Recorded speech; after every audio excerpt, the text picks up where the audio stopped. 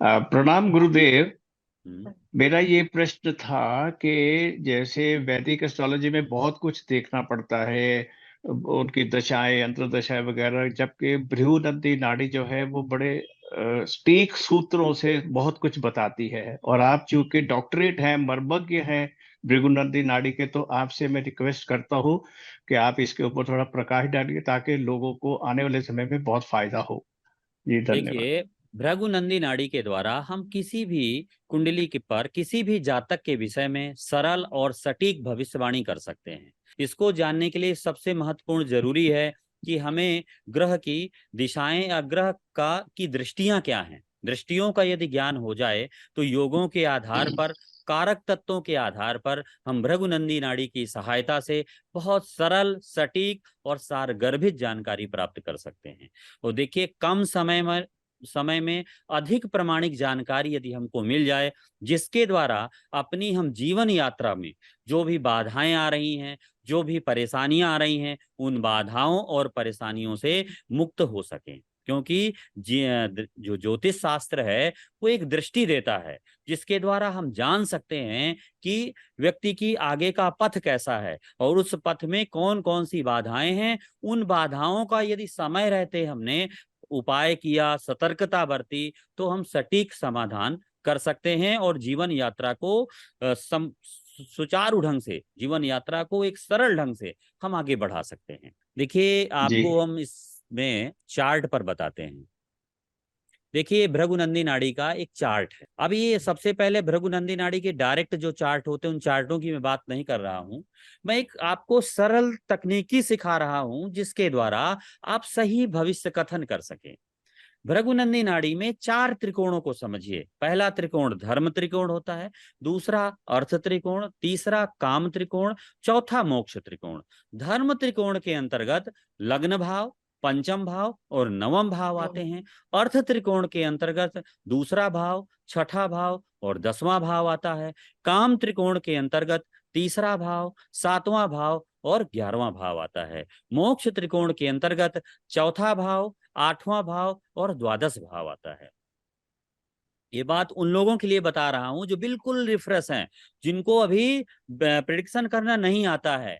हम लोग लंबे समय से भाव में परेशान हैं, D10 में परेशान हैं, D20 में परेशान हैं। और जिन लोगों ने D10 की पूरी किताब भी पढ़ ली, D10 पूरा पढ़ भी लिया, अगर उसको भी अगर प्रिडिक्शन की बात करते हैं तो भी दाएं बाएं और नवमांश कुंडली और 64वां नवांश में आधा समय उसका व्यतीत हो जाता है, फिर कहीं प्रिडिक्शन देर से आ पाती है। मैं इसको आलोचनात्मक दृष्टि से नहीं कह रहा हूं, मैं एक शास्त्र की विश्लेषणात्मक दृष्टि से कह रहा हूं।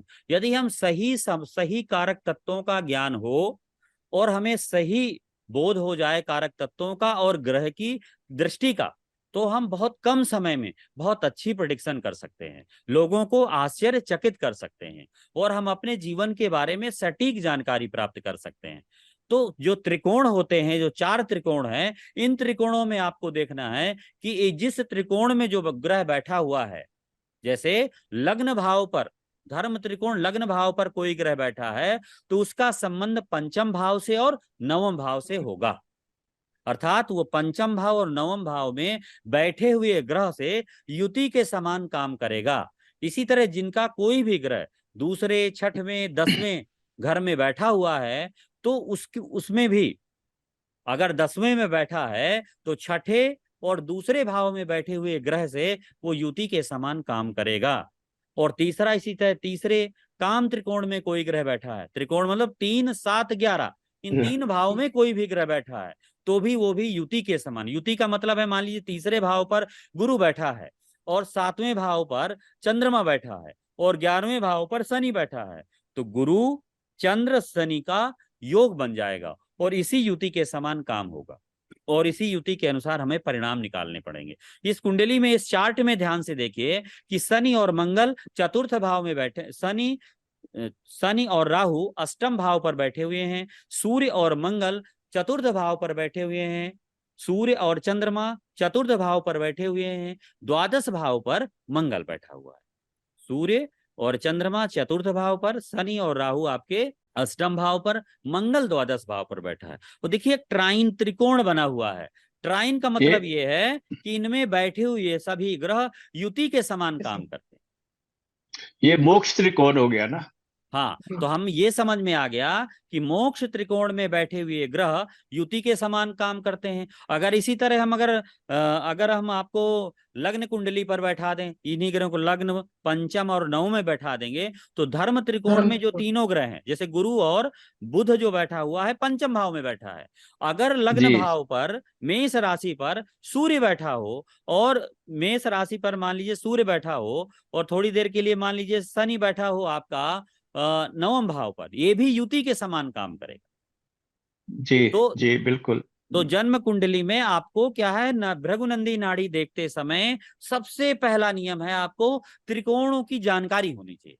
धर्म त्रिकोण, अर्थ त्रिकोण, काम त्रिकोण और मोक्ष त्रिकोण। धर्म त्रिकोण में बैठा हुआ कोई भी ग्रह, धर्म त्रिकोण मतलब किसी भी कुंडली के लग्न भाव पर, किसी भी कुंडली के पंचम भाव पर, किसी भी कुंडली और किसी भी कुंडली में नवम भाव पर, पंचम भाव, नवम भाव, लग्न भाव पर अगर ग्रह बैठे हैं, ये परस्पर युति के समान काम करेंगे। देखिए जैसे हमने लिखा, गुरु के साथ बुध युति के समान है, गुरु के साथ सूर्य, गुरु के साथ शुक्र, इस तरह हम योग बना बना करके भविष्य कथन करते हैं, प्रिडिक्शन करते हैं। जी तो सबसे पहले भृगुनंदी नाड़ी का नियम आपने दृष्टि मान ली। दृष्टि मान ली तो इसको हम वैदिक में पाद दृष्टि कहते हैं। एक पाद दृष्टि, द्विपाद दृष्टि, त्रिपाद दृष्टि, तो ये पाद दृष्टि होती है। तो यहां पर हमें हमेशा ध्यान रखना है कि त्रिकोणों पर, जिस त्रिकोण में जो ग्रह बैठा है और उसके दोनों भावों पर कोई ग्रह बैठा है, तो युति के समान काम करे। अब यहां पर दूसरी प्रिडिक्शन का नियम यह है कि गुरु जीव कारक होता है। जीव कारक का मतलब होता है आकाश तत्व। गुरु के साथ जिस ग्रह का संबंध होगा, गुरु के अगल द्वि और द्वादश भाव पर, गुरु जहां पर बैठा है उसके त्रिकोण पर, जैसे गुरु इसके पंचम भाव पर बैठा है, तो नवम भाव पर और लग्न भाव पर जो भी ग्रह बैठा होगा वो युति के समान काम करे। सप्तम में जो बैठा होगा वो भी गुरु को प्रभावित करे। जिसकी भी कुंडली में पहली प्रिडिक्शन नोट करिए, बिल्कुल सरल सहज ढंग से किसी कुंडली में लगाइएगा। अगर गुरु के साथ बुध बैठा हो, यदि गुरु के साथ बुध बैठा हो, जातक बुद्धिमान होता है। भृगुनंदी नाड़ी का पर क्यों क्यों बुद्धिमान होता है? बुध बुद्धि का कारक है, गुरु जीव, जीव का मतलब जो शरीर है, जो शरीर के अंदर जीव तत्व है। जीव तत्व का मतलब आकाश तत्व है। जैसे आप ये शरीर है, इस शरीर के अंदर एक आत्मा है और एक जीव है। जीव और आत्मा मिलके जीवात्मा बन जाती है। तो जो जीव है वही सुख दुख का अनुभव करता है। आत्मा तो अजर अमर है, पवित्र, वो निर्विकारी है, उसको किसी विकार की आवश्यकता नहीं है। तो आप ये समझ लीजिए कि इन दोनों का जो योग है, गुरु के साथ सूर्य, अगर गुरु के साथ बुध बैठा है तो जातक बुद्धिमान होगा। बुध क्या है? बौद्धिक क्षमता होती है। बुध क्या है? व्यापार होता है। बुध क्या है? राजकुमार होता है। बुध क्या है? बुध एक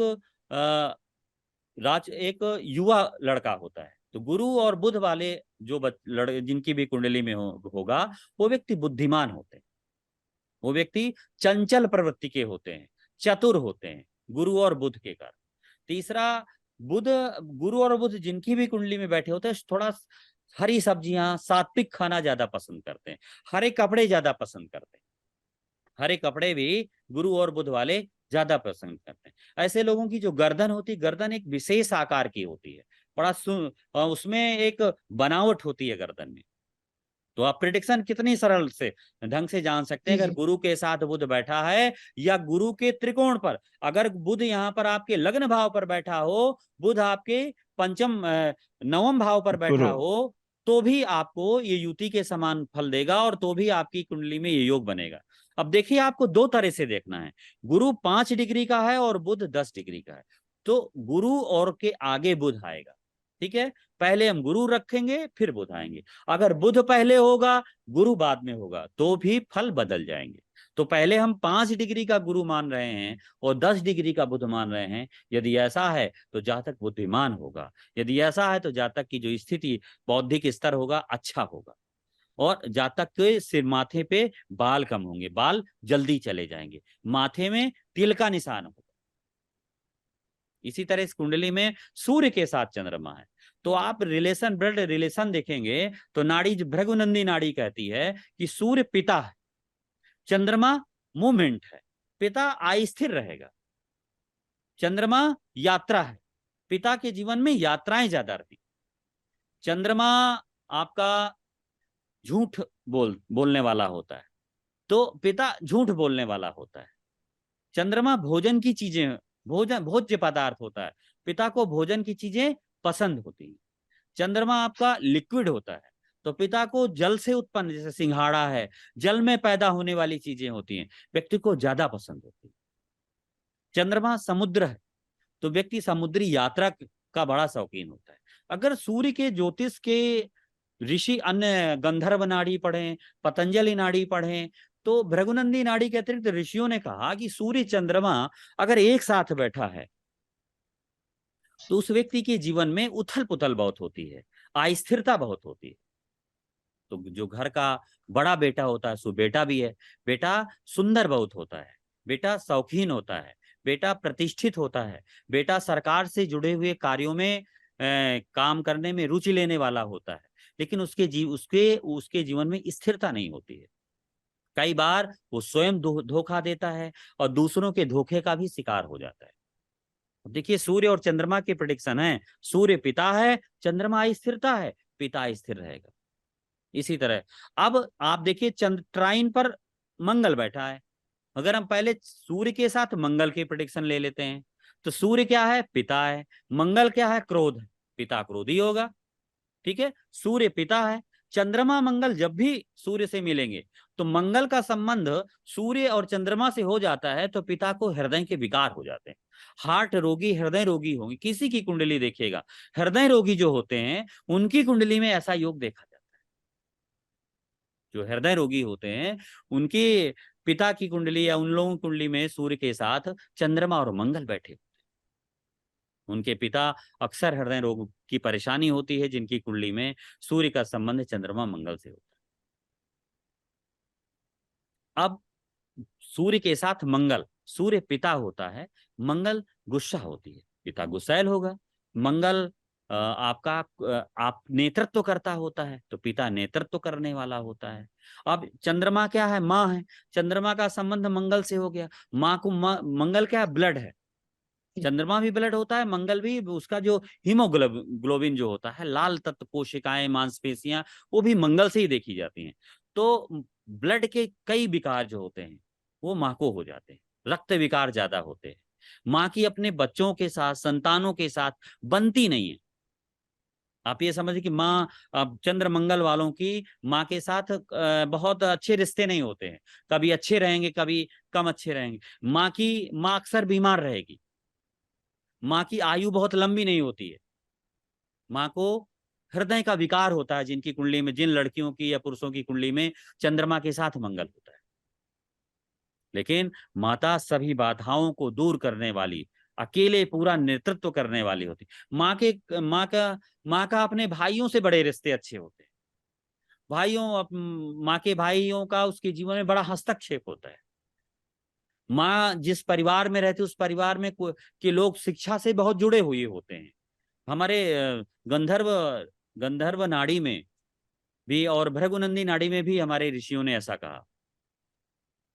नंदी नाड़ी तो एक जगह कहती है कि शनि के साथ यदि राहु बैठा है, अब भृगु और नंदी, अगर नंदी नाड़ी को आप अलग पढ़िए और भृगु ऋषि भृगु नाड़ी को अलग पढ़िए तो दोनों अलग अलग आती हैं।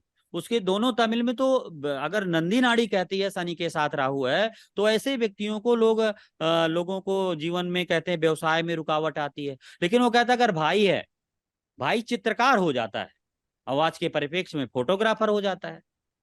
शनि बड़ा भाई होता है। शनि क्या होता है? शनि के साथ राहु जिनकी भी कुंडली में होता है, तो राहु क्या होता है? रसायन शास्त्र, कीमियो। तो कहता है कि ऐसे लोगों को, ऐसे ऐसे लोगों के भाई चिकित्सक हो सकते हैं। जातक का जीवन जो होगा, शनि राहु, नंदी ऋषि कहते हैं कि जातक के जीवन में उतार चढ़ाव बहुत आता है, क्योंकि जातक ने पूर्व जन्म में व्यभिचार किया होता है और समाज के संसाधनों का अपने हित में प्रयोग करता है। जब समाज के संसाधनों का इस जन्म में नहीं, प्रारब्ध में वो गौ का, कन्या का, देवताओं का निरादर करता है और सर्वत्र क्या करता है, अपने हित में इस्तेमाल करता है, लोभी, लंपट, झूठ बोलने वाला होता है।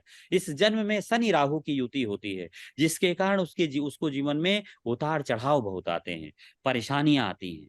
अगर शनि के साथ राहु का योग अगर अन्य ग्रहों के साथ नहीं बन पाया, अर्थात 30 वर्ष बाद शनि अगली अगली राशि में गया, उसका शुक्र से और बुध से योग बन गया, तो 30 वर्ष के बाद जीवन बदल जाता है। लेकिन एक राउंड, क्योंकि शनि एक राशि पर 1.5 साल रहता है, तो 12 राशियों पर 30 वर्ष रहता है, तो अर्थात भृगुनंदी नाड़ी कहती है शनि अपना पूरा एक चक्र 30 वर्षों में लगाता है। अगर शनि के साथ राहु बैठा है तो 30 वर्षों तक उसका जो भाई होगा, भाई से उसके रिश्ते कम अच्छे रहेंगे, उसके भाई अक्सर छत ज्यादा जाता रहता है। हमने अपने अनुभव में, शोध में देखा है, उसका जो बड़ा बेटा होता है, बड़े बेटे को एक्सीडेंट ज्यादा होते हैं। उसका जो जातक का जो बड़ा बेटा होता है उसको एक्सीडेंट ज्यादा होते हैं।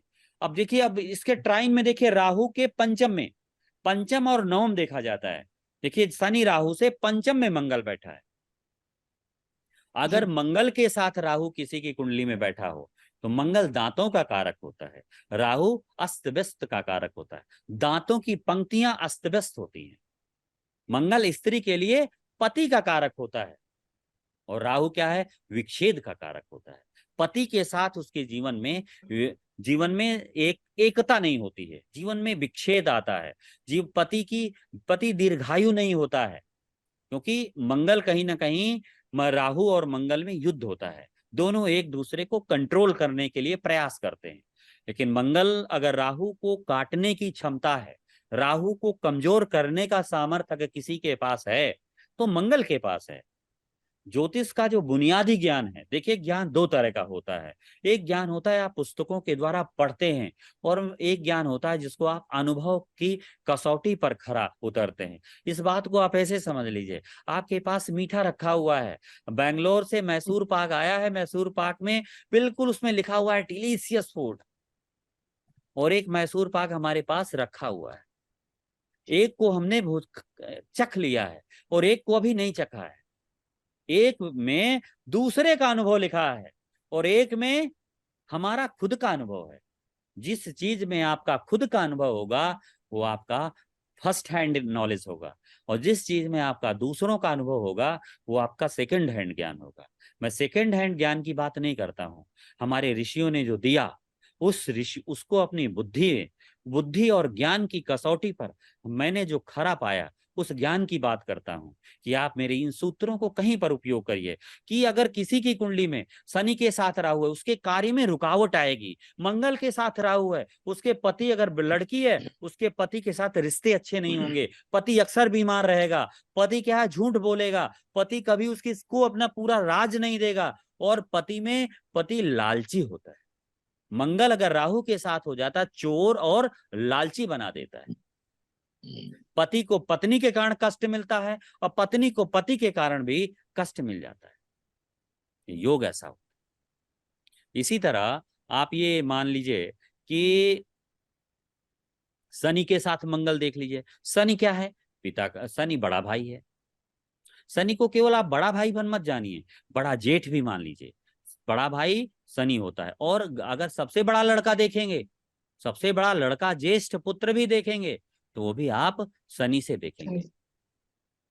ज्येष्ठ पुत्र भी देखेंगे तो वो भी आप शनि से देखेंगे। गुरुजी, इसमें जैसे शुक्र तीसरे घर में है, तो यहाँ शुक्र की स्थिति का वर्णन कैसे किया जाएगा? जी जी जी जी जी जी जी जी। शुक्र की जो स्थिति है यहाँ पर, शुक्र तीसरे घर में है। देखिए शुक्र मिथुन राशि पर बैठा हुआ है, तीसरे भाव पर बैठा। शुक्र क्या है, स्त्री है, घर की बड़ी बेटी है। हम लोग अभी तक ये समझ पा रहे थे। देखिए नाड़ी का ज्ञान जो आया, नाड़ी का ज्ञान जो समाज में आया, वो आधा अधूरा आया। आधा अधूरा कैसे आया? नाड़ी का जो समाज में ज्ञान आया वो आधा, थोड़ी देर में आइए, आपको सब क्लास चली, थोड़ी देर में आइए, 10-15 मिनट। देखिए नाड़ी का जो ज्ञान आया वो आधा अधूरा है।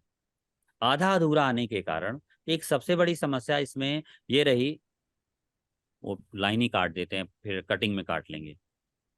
देखिए नाड़ी का, थोड़ी देर बैठ जाइए वहां पे, फिर ध्यान भंग होता है, आपको पता होना चाहिए हम बोल रहे हैं।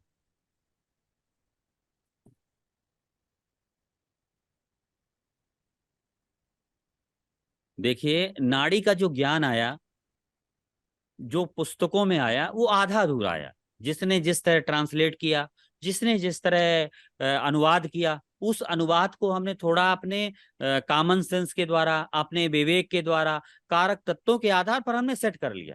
लेकिन बहुत सी चीजें अभी हैं जो नहीं निकली हैं। अब प्रयास है उसको आज के आधुनिक परिप्रेक्ष्य में निकालना है।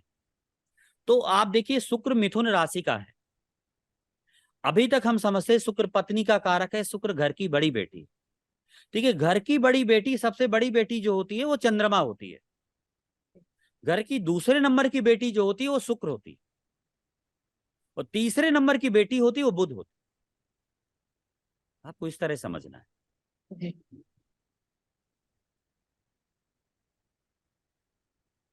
तो इस तरह आप, जो शुक्र है, शुक्र पहले आपको ऐसे मानिए कि पत्नी के लिए, शुक्र स्त्री का कारक है, धन का कारक। शुक्र केतु से मिलकर आए, करके आया है। कहीं ना कहीं इसके कुटुंब में केतु क्या है, बाधा है, परेशानी है। इसके कुटुंब में बेटियों का, लड़कियों का जो जीवन होगा वो संघर्षमय रहे, पहली प्रिडिक्शन। दूसरा, शुक्र मिथुन राशि में बैठा है। मिथुन राशि बौद्धिक राशि होती है, बुध की राशि है। तो इस राशि पर व्यापार की, बुध की बौद्धिक राशि होती है, तो महिला बुद्धिमान होगी, महिला को नेत्र की समस्या रहेगी, महिला के जीवन में संघर्ष ज्यादा रहेगा। क्योंकि शुक्र देखिए, शुक्र के आगे क्या है, शुक्र के आगे कितने ग्रह हैं, सूर्य, जी चंद्र, शनि, राहु, 5-6 ग्रह हैं। तो कहीं ना कहीं जब उसकी शादी होगी तो पत्नी को भी बहुत, परिवार के सदस्यों के द्वारा पत्नी को बहुत ज्यादा संघर्ष मिलेगा, और इसी तरह घर की बेटियों को भी जीवन में बड़ा संघर्ष मिलेगा। जी गुरु जी, लगता है ये सूत्र मेरे ऊपर लागू होता है। मेरे तीसरे घर में शुक्र है और उसके आगे बुध और सूर्य है। हम्म। तो और मतलब है कि कहीं ना कहीं पे मेरी शादी के बाद मेरी पत्नी को कष्ट तो थोड़ा बहुत हुआ। हमारे जॉइंट फैमिली थी, हाँ। और देखिए, बेटी ने भी थोड़ा कष्ट डाला। हाँ, अब ये तो दोनों ये चीजें, काफी ठीक है ना। जी देखिए ना, देखिए सूर्य के आगे इसको कैसे जानोगे आप, सूर्य के आगे चंद्रमा बैठा हुआ है। ये उनको मंगल, मंगल और शनि आपस में लड़ रहे हैं, सूर्य राहु आपस में लड़ रहे हैं। तो कभी जी ग्रहों में जी खींचतान हो गई, किरणें आपस में टकरा रही हैं, हम्म। और शुक्र जी के सब कुछ आगे हो रहा है। शुक्र के अगले घर पर ये हो रहा है। तो शुक्र एक लड़की के रूप में देखेंगे तो तीसरे भाव पे जो भी ग्रह बैठता है उसे अपने जीवन में खुद को साबित करना पड़ता है, अपने प्रयास के द्वारा, अपने साहस के द्वारा, अपने बल के द्वारा, अपने पराक्रम के द्वारा उसे खुद को साबित करना पड़ता है। शुक्र के आगे सूर्य बैठा होगा, उसके नेत्र कमजोर होंगे। शुक्र के आगे सूर्य बैठा होगा, उसको शारीरिक परेशानियां रहेंगी। शुक्र के, अगर शुक्र के आगे सूर्य चंद्रमा बैठे होंगे और चंद्रमा के आगे बुध बैठा होगा तो त्वचा के रोग होंगे। अब देखिए आपकी पत्नी अगर शुक्र है तो चंद्रमा के हम्म। आगे देखिए बुध बैठा हुआ है। अगर किसी भी तरह शुक्र चंद्र बुध का योग बन रहा है, क्योंकि नाड़ी में देखिए किसी भी लगातार 3 भाव में बैठे हुए ग्रह युक्ति के समान कार्य करते हैं। तो शुक्र चंद्र बुध अगर देख लीजिए तो चंद्रमा बुध का स्किन डिसीज होता है, तो स्किन डिसीज हो गया, स्किन डिसीजेस हो गए। स्किन डिसीजेस के कारण ये रोग, उनको त्वचा के रोग ज्यादा होंगे, त्वचा के रोग की, एलर्जी के रोग। मोस्ट ऑफ एलर्जी ज्यादातर मंगल बुध मंगल के द्वारा होती है। अब ये स्थिति देखिए। इसी तरह अगर केतु किसी के भी सेकेंड हाउस पर बैठता है तो नाड़ी के सिद्धांत, नाड़ी कहती है उस व्यक्ति का आधा जीवन उस संघर्ष के साथ बीतता, उसको चीजें देर से मिलती, चीजें जल्दी नहीं मिलती, देर से मिलती हैं, और उसे जीवन में संघर्ष बहुत करना पड़ता है। ये तो क्लियर हो गया आपको। जी जी जी। अब इसी तरह, ठीक है, इतना पर्याप्त है, ठीक है अभी। जी थैंक यू, हो गया। प्रणाम।